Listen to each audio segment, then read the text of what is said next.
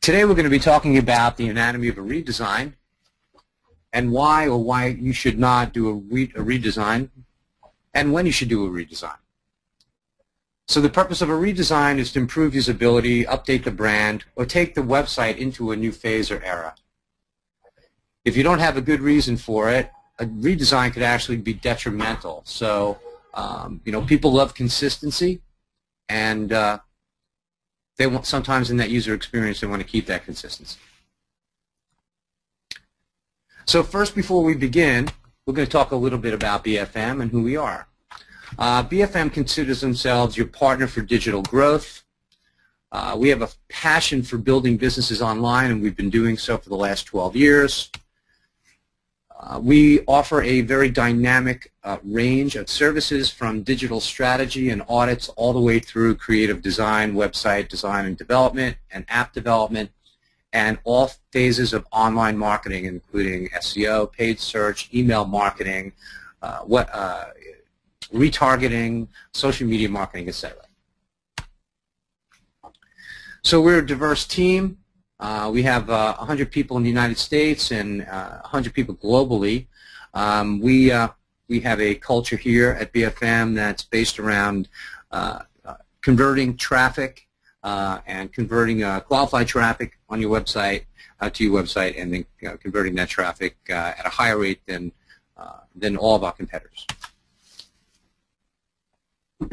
I'm a business consultant, but we have an entire team that we work with here, including creative strategists, designers, information architects, project managers, marketing managers, and they're all essentially managed by an account director.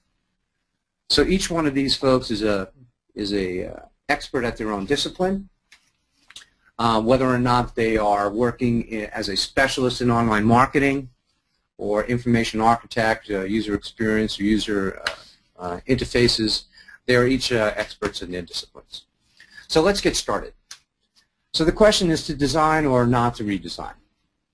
So as mentioned before, people love consistency, and we love consistency in the websites we visit every day. And whether the website has a large following or not, its design is really tightly bound up with the identity. And in fact, part of your brand, it's part of your branding. So with a complete overhaul, would the website still be recognized to those people? Would they still love it as much? Would it suit their tastes? So you have to ask yourself at what point you're going to do the redesign, and to what degree. Sometimes it's better to just design iteratively, small changes, and sometimes if you're coinciding this redesign with the launch of a new brand or a new initiative inside the company, sometimes it's actually better to design this site completely from the ground up. So we're going to look at kind of both of those today. So let's look at some statistics. Kinesis says that 94% of users' first impressions are design related. Now, why is that important? Well, certainly, you want to follow the most current trends and follow your customer demographic through those trends, and see that the design actually meets in the middle of both of those.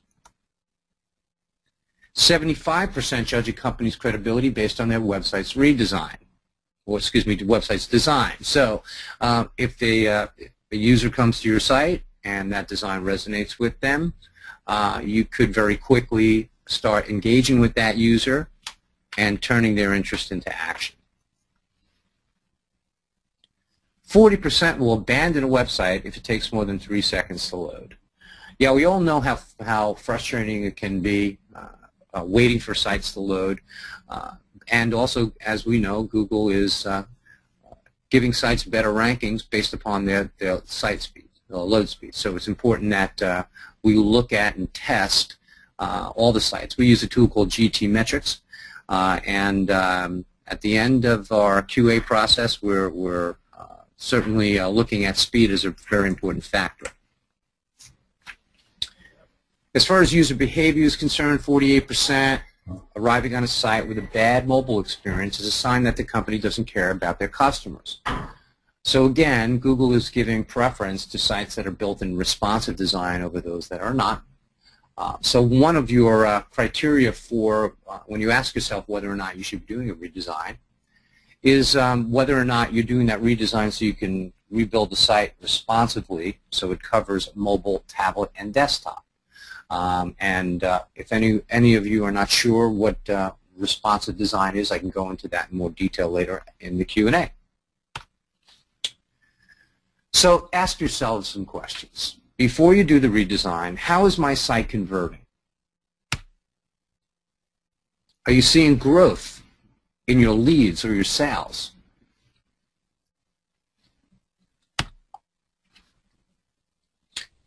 If you have site traffic that's 1 million, but sales that are just 1, you probably have an issue. So you have to also ask yourself, take a good hard look at your site. And, does it look like this? Very busy, lots of things going on. This is actually a really cute site. If you get a chance, take a peek at linkscars.com. But obviously, this is done for a reason, and this is probably the only company in the world that can get away with this kind of site design. However, you should not. Another question you ask yourself, are my employees proud of our site? When they're out at dinner parties and networking events, are they constantly saying things like this? We just threw this together so we had a web presence, or this site is just temporary, or my brother-in-law built this for me and it's really just temporary. So anyway, you want to definitely take a look at what your employees are saying and make sure that they're proud of it, because if they are, they will certainly be more engaged with the brand online. So let's take a look at some things here. First and foremost, you must be strategic and tactical. And what we mean by that is don't throw darts. Make informed decisions.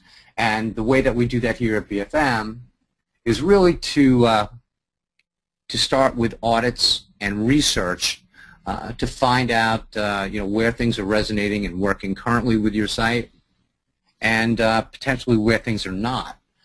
We all know that not every site and everything on every site is not working, so we want to identify those things in advance. So it's important that we do a fair amount of research up front.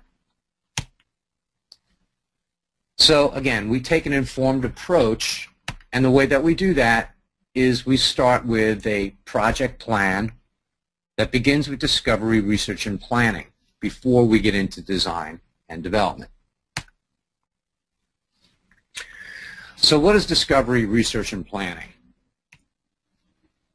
First and foremost, it means it's an audit. So what does an audit cover? The objectives of an audit are things like understand the current status of the digital property, the usability, the traffic analysis, the speed, audience behavior, segmentation, and conversion rate optimization. If all these things are working well, there's really no reason to look to correct those. But chances are you're going to find that at least one, and probably many of these, are going to have issues. So when looking at your traffic, are we finding that it's skewing towards a specific demographic? Are you finding that there's a higher bounce rate on certain pages once users get into the site that could indicate a loss of that conversion or a detour in that conversion process? Looking at your audience behavior and segmenting that audience is important as well, because you could have folks that are in the retail side of the business and the wholesale side of that business coming to a landing page that doesn't give them a clear indication of where they need to go. So create those user pathways right on the home page and drive people into the content that's most important to them. Another objective of the audit is to clearly outline the digital marketing efforts. So what have you been doing in SEO? Take another look at your keyword research prior to this redesign, because there's a good shot that that's changed from the first time you did the initial design. Paid search. Make sure you have the same landing pages, or if nothing else at all, you're redesigning those landing pages to be high converting and to match the new look and feel of the new site. but you want to identify what in your paid search is working. Same thing with social media marketing. Once you make this change to your site, there might be some design changes that you'll need to carry over. So again, take a serious look at all your inventory and all your assets.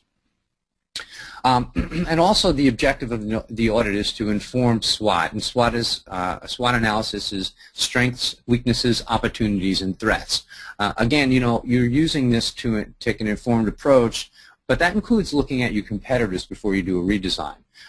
What are they doing right? And more importantly, what are they doing wrong? How can you take advantage of those opportunities with what your competitors are doing right or wrong? So let's create a strategy also. Objectives of the strategy, well, number one, lay the groundwork for the website build. A website strategy is going to inform things such as the sitemap. We all say, we see typically these home, about, product, services, contact, blog. That menu structure is, and navigation structure is getting old, and if you do some keyword research, you might be able to find that there are specific keywords that you want to use in that menu structure that are going to help you with your SEO efforts. So take a look at that and see if you can come up with something creative. You want to define the website's core audience. You all know who your customer is. You want to make sure that all throughout this redesign we are speaking to them, and we never lose sight of that. We want to outline key website elements. Again, we talked about user pathways, certain calls to action, certain stickiness items and factors, such as video, potentially even, thought leadership sections of the site. We want to look at the content that's going to be within the site as well as the key elements. It could be something as simple as a phone number in the upper right-hand corner of your site, and then, of course, the proper calls to action throughout the site. Inform the planning and design. Of course, the strategy objective is really to inform the planning and the design. So let's take a look at UX and UI as kind of the first step looking at the planning and information architecture.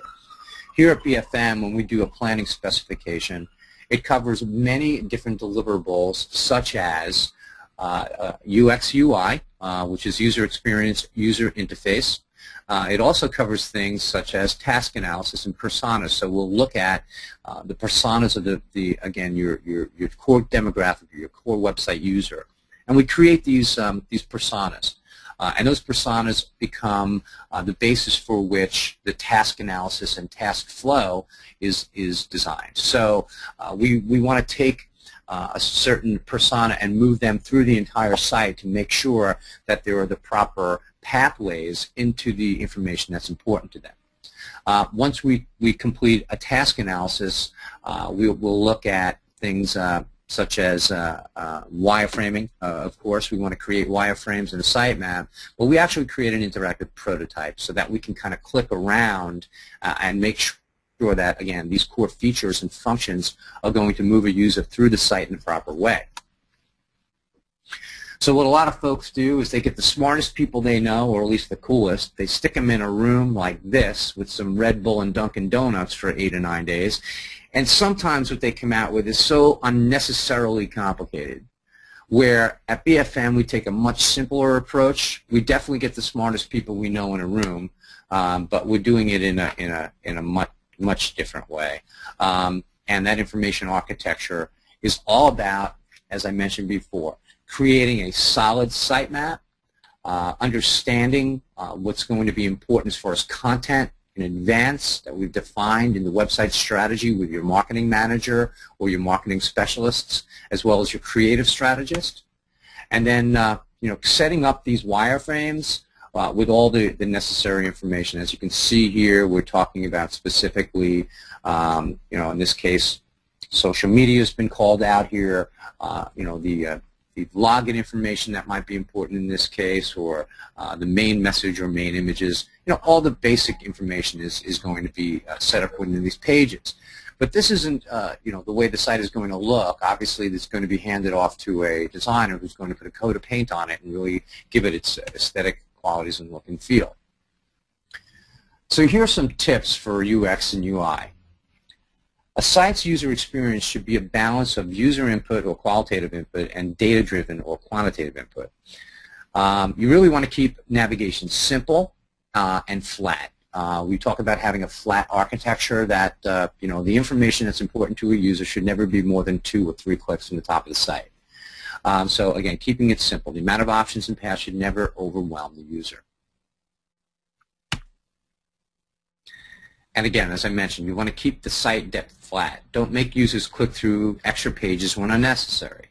More and more these days we're finding that sites are becoming less text intensive and more graphic and imagery intensive.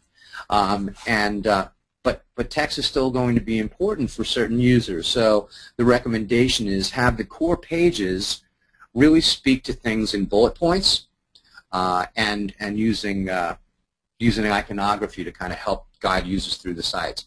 If they want to read more, give them a link to a page that's an interior page that's a text-only page.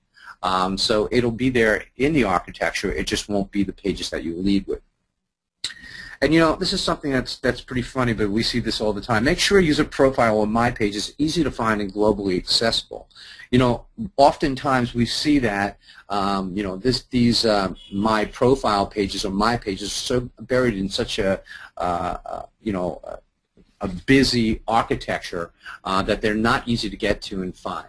What's important when you do a redesign is you want to always make sure that the user knows what you want them to do when they land on the page.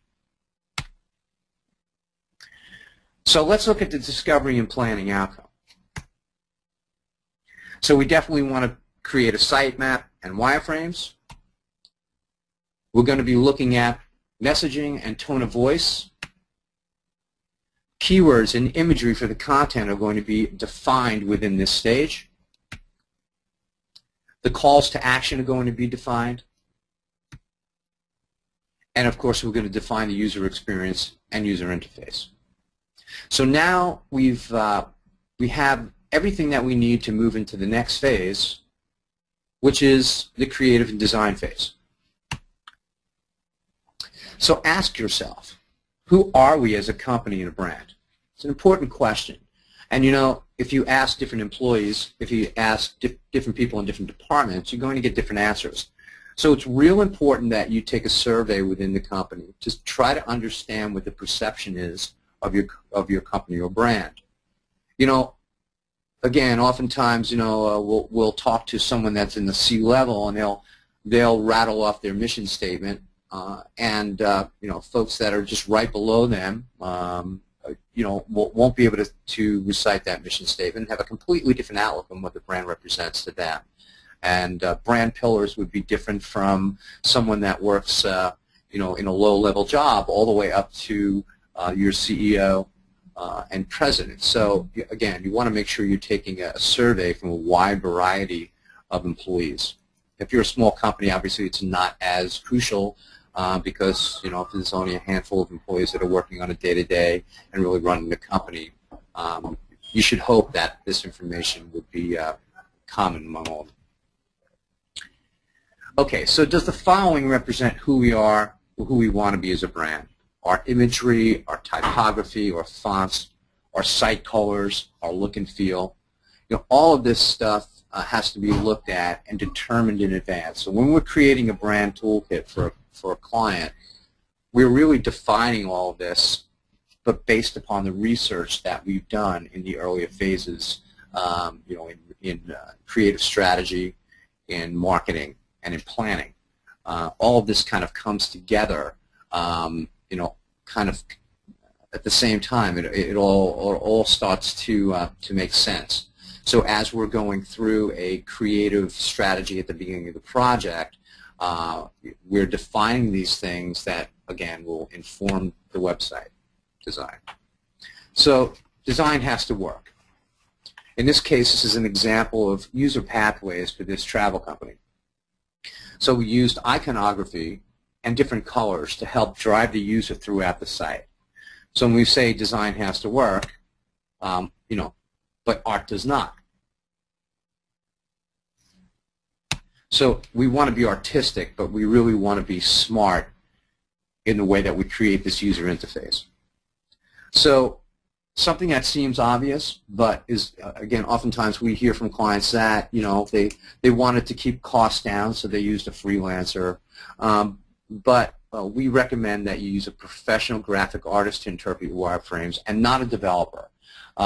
Developers are great at development, but when they're developing, when they're designing for your site, sometimes the results can be, well, let's say less than stellar.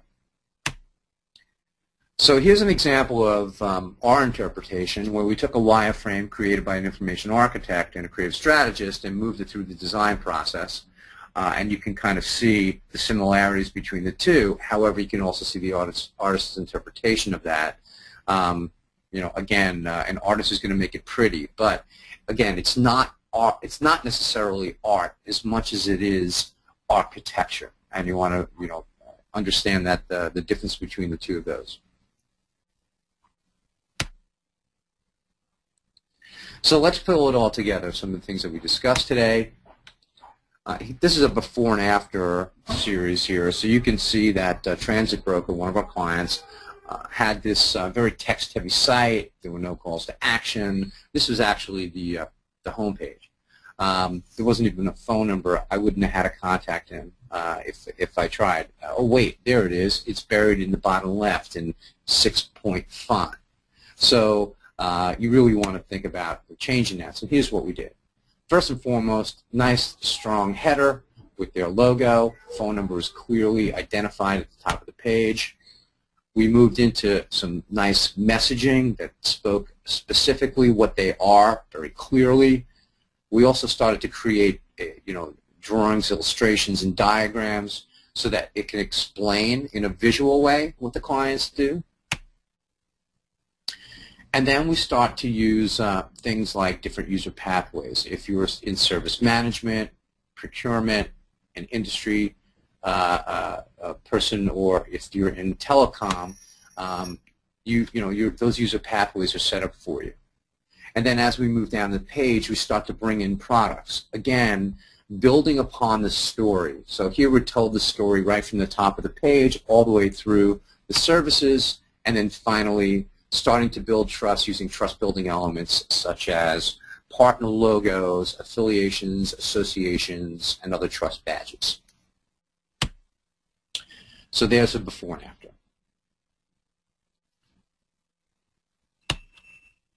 Let's look at another one. This is one of our clients called Simplify. Simplify's got some really cool technology. It's search retargeting. Before they had, again, a text-heavy page. You can see they did have some good elements. They have some likes and Google Plus and tweets, so you have some social media activity there. However, I didn't really understand what it was that they did when I looked at their site. So this is what we did here at BFM. So what we did, we started with, and I'm sorry, this is a JPEG. This is not actual live site, but I can bring it up afterwards in the Q&A if that's something that you folks would like to see. If not, please feel free to go to simpli.fi. Interesting use of a URL there also. So what we did was we created this site that's kind of a deep scroll page. It's really important that we were able to get product information in front of the users very quickly, but we also wanted to create this this experience for the users because Simplify had a very interesting story, and we want to make sure that that was identified here on the site. So please feel free to visit their URL to see more of that. Another one is a company called Network Insights. They are in the media industry, providing metrics and data to some of the best brands and top brands in the world, but you wouldn't know that from this initial website design. BFM, we took it into a much cooler and hipper kind of look and feel, almost a parallax type of scroll. And then we brought numbers in. As you scroll down this page, and feel free to go to networkedinsights.com. That's networked, insightsplural.com. We recently changed some coloring, so you see it's a little different. It's in beautiful blues. But we brought numbers in very quickly, very large numbers. We used large fonts. This site was actually not built responsively. The client had a limited budget. However, so when we took a look at that and said, you know what, we really want to make sure that this is going to be visible on mobile and tablet. So font size was a very important decision that we made within this particular client redesign. And there are others. Financial health. Again, creating user pathways, using different colors to drive the different user types into these funnels very quickly.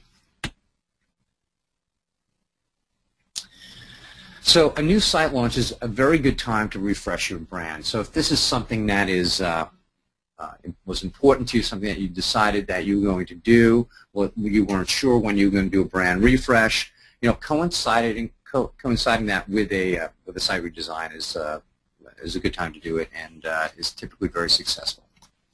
So these are some of the logos and brands that BFM has designed here, and most of these were coincided with an actual complete redesign. So if you're going to go to look for Vault Travel or Sociary or Vencer, you'll see that those sites started off potentially as an older brand that was updated.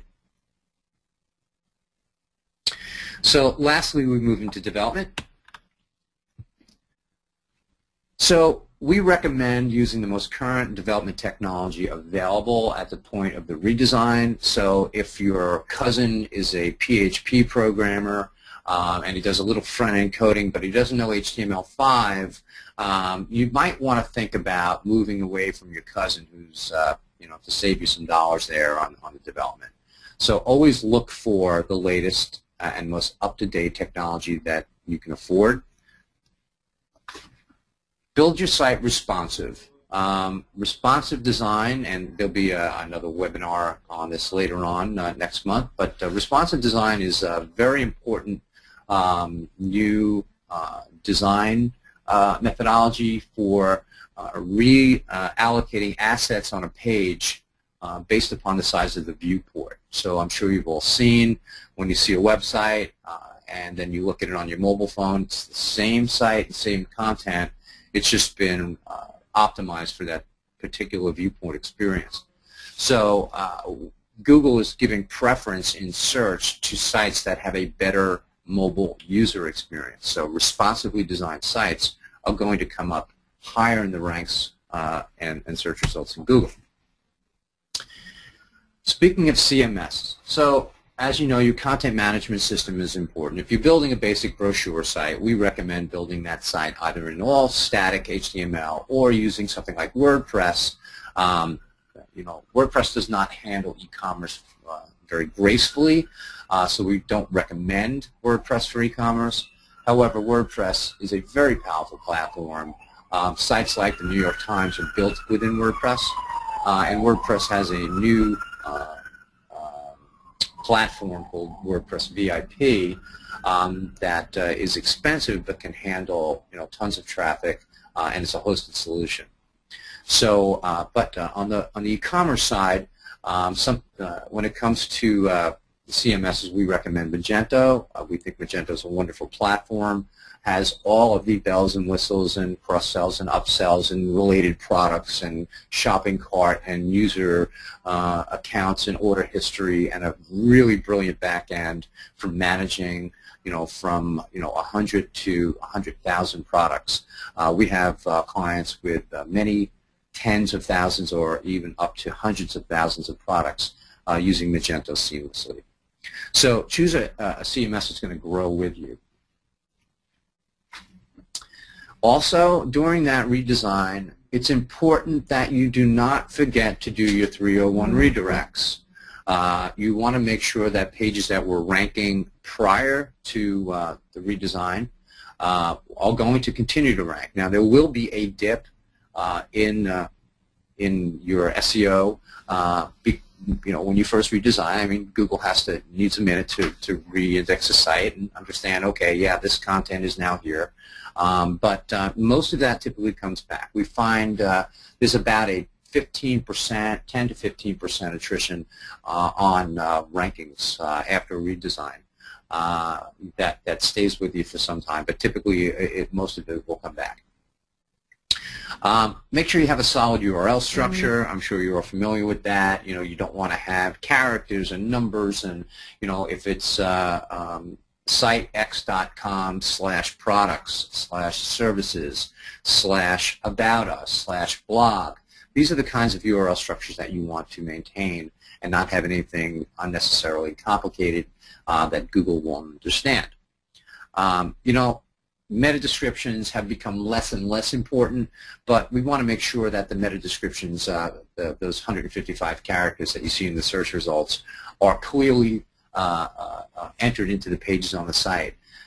With Hummingbird, some of that stuff is becoming, again, less and less important. However, we feel it's still an important part of redesign. So we look at these three areas of redesign, and we say, discovery, research, and planning. Know your landscape. Do your audit. Do your strategy. Do your homework up front before you move into the creative design. Number two, in creative, again, an informed design. Don't throw darts. And in development, develop thinking forward using HTML5 and CSS3 so you can cover at least everything that's current in design now. It's very important to not lose what you had, but to always think forward. So that's all we have for you today.